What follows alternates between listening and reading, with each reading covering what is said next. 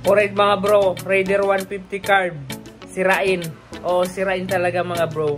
Ayan, meron akong Raider 150 carb na 2018 model. Ayan, madami ng problema kaya ayan, napabili agad ako ng mga pyesa na kailangan palitan kasi sirain. Ayan, pakita ko sa inyo. Ito yung ipapalit ko. Ayan, pan-chainsaw, tapos mga kung ano-ano, madami to. Napagastos ako ng 3,000 plus dahil sirain yung Raider. Kaya mag-isip-isip na kayo mga bro kung bibili pa kayo ng Raider 150 dahil, ayan, sirain. Itong Raider ko, napabayaan ko kasi ng 1 year, kaya hindi ko siya maintenance ng maayos, kaya dumami yung sira. Kaya nasabi ko sirain. Pero, ayan mga bro, matibay yan kasi 5 years na yung motor ko. Ngayon lang nagka-problema. Ayan, dahil napabayaan ko, 1 year kong hindi inasikaso, ginamit ko lang na ginamit. Kaya ito tuloy, napagastos ako. Kaya papalitan na natin to. Alright, what's up mga bro? Welcome sa ating vlog. For this video ay mag-update lang tayo kung ano yung mangyayari at gagawin natin sa mga susunod na araw. So ayan,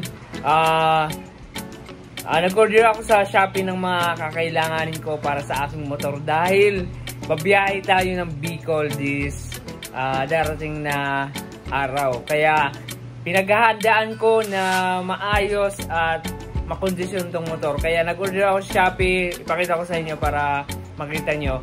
So madaming papalitan kaya nagastusan ako ng malaki at may kulang pa. Alright? So pero babayan kung bago ka lang sa aking YouTube channel, mag-subscribe ka na. At huwag kalimutang mag-like sa video na to. Sakit ang dila ko, mayroon ako sa inyo kaya hindi ako makapagsalita ng maayos. Pero, ayan. Itong, ano ko, in-order ko sa Shopee. Bali, dumating na yung item. Bakit lang sa inyo. Ayan. Alright, ito yung dumating. Ito, in-order ko sa Shopee. 500 plus. Tig 800 ml, dalawa na. Kasi ang kailangan ko 1.2 ml. So kulang yung 1 litro. Kaya ito yung binili ko. Bibilin ko sana yung long ride pero napamahal ako kasi madami pa akong bibilin. Ayan. Ito pang oil filter. Libre lang to. Binigay lang sa akin ng kapatid ni Lea, ng girlfriend ko. So shout out kay Kuya John Ray. Thank you very much sa binigay mong libreng filter. Meron siyang Suzuki Raider din, pareho ng Raider ko. Tapos ito in-order ko sa Shopee kay nakalimutan ko yung ano, legit ano to, supplier or bilihan ng mga genuine parts ng Isuzu parts. So maganda yung pagka ano niya, pagka sealed, maganda yung pagka wrap. So hindi naman itong babasagin. So ayan, sobrang kapal. Ito po ay parts ng motor. So di ba pinakita ko yung motor ko ano mga kailangan palitan. Ito na yon, kapalitan ko na. Kapal naman ito, talagang solid, hindi mababasag. Kung may fragile man, mababasagin. Bakbakin na natin ito. Ayaw mo, wait lang, ayusin natin. Ito na gano'ng galaw. Ito na. Kapal.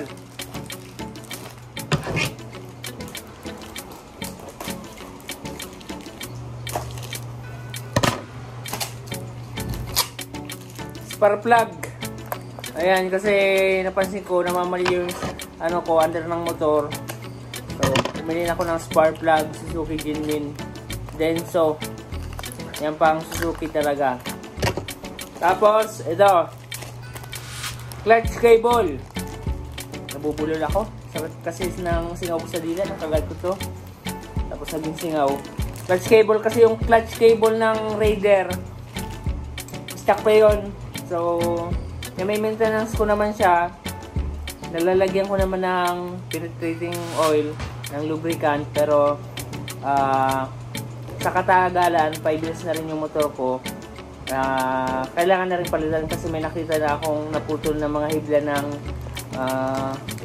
ng cable. So, kailangan ko na palitan. Kasi baka masiraan pa ako sa daan. Wala tayong mabilan. Lalo na pag gabi kami bumiyahe, I think. So, ayan. Bago na yung clutch cable ko. Talagang secured na hindi mapuputol yun. Kasi parang 3/4 na lang yung natitira doon sa pinaka cable ng clutch cable. Kaya ito na, bumili na tayo. Ang presyo nito 600. Tama ba? 600? Ewan ko. Ito 300 plus 600 pa sa lahat to, basta lahat to 27.